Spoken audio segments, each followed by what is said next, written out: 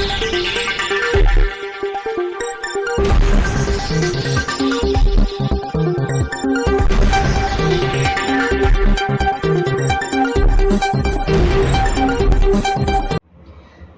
દર્શક મિત્રો, શિરોજ સમાચારમાં આપ સૌનું હાર્દિક સ્વાગત છે। પાવી જેતપુર તાલુકાના કદવાલ ગામે વિકાસના કામો ન કરાતા હોવાના આક્ષેપો સ્થાનિક તંત્ર સામે ગ્રામજનો દ્વારા કરવામાં આવ્યા।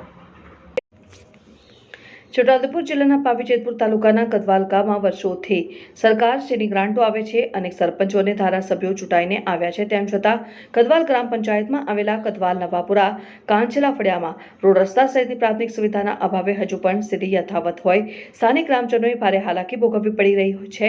ત્યારે આવનાર દિવસોમાં સ્થાનિક તંત્ર દ્વારા કદવાલ ગામે રોડ રસ્તા સહિતની પ્રાથમિક સુવિધાઓ ઉપલબ્ધ કરાવવામાં આવે તેવી સ્થાનિક ગ્રામજનોમાં માંગ ઉઠવા પામી છે। રિપોર્ટર અંજુમ ખત્રી, શિરોજ સમાચાર ન્યૂઝ, છોટાઉદેપુર। राजूभाई बारिया चंद्रसिंह बारिया।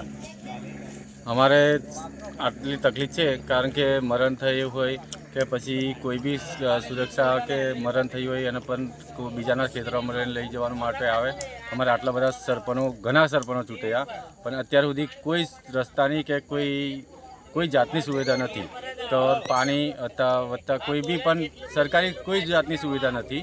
એટલે અમારે એટલી માગણી કરી છે અમે કે રસ્તો અમારો જે સુધી અમારા ઘરથી કાઢો, પણ રસ્તે એવું બધા ઉલ્લેખ આવે છે કે બધા ઊંધા છતાં ઉલ્લેખ આવે છે। સરપંચ અત્યારે હાલના સરપંચ ચાલુ છે, એ સરપંચ પણ એવું કહેવા માગે છે કે અત્યારે તમે સહમતિ આપો એમ।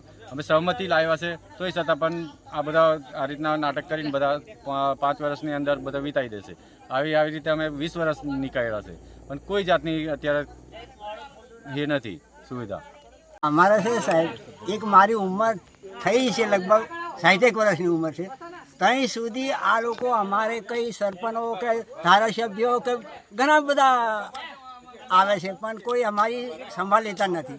अने तईथी रस्ता नहीं, पानी की सवलत नहीं अने 100 लाखनो लईने जवो होय तो अमारे क्षेत्रथी ऊंचकी लईने जवानुं अने कोई पण समय मरण प्रसंगनो होय तो अमारा साधनों कई रीते आवे अने लोको कई रीते आवे ए तपास करवा होय तो તમારે તપાસ કરી દો। લોકોના ગાળો ખાઈ કરીને અમારે આવવું પડે છે। રસ્તાની તકલીફ છે અને આજે અમારે દાદી ગુજરી ગયેલા તો બેસનું હતું પણ પબ્લિક 1 કિલોમીટર સાધન વાહન મૂકીને અહીંયા પ્રસંગમાં આવીને બેઠા, પણ કોતેડાની ધેડ અહીંયા રસ્તો હોય તો પબ્લિક ઘરે ગાડી લઈને આવે ને, કેવી રીતના તઈ રસ્તામાં વગર પબ્લિક હેરાન થાય છે।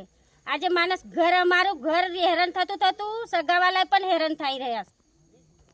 એટલા માટે સરકારને જાણ કરીએ છે કે અમારો રસ્તો જોઈએ અને પાણીનો સુવિધા જોઈએ, બસ અમારે એ જ જોઈએ છે। મારે 2 તકલીફ, અમારે ઢોર વાસણ કે બાળ બચ્ચાને સ્કૂલ બાલ મંદિર જવાની એ અમારે સુવિધા જોઈએ।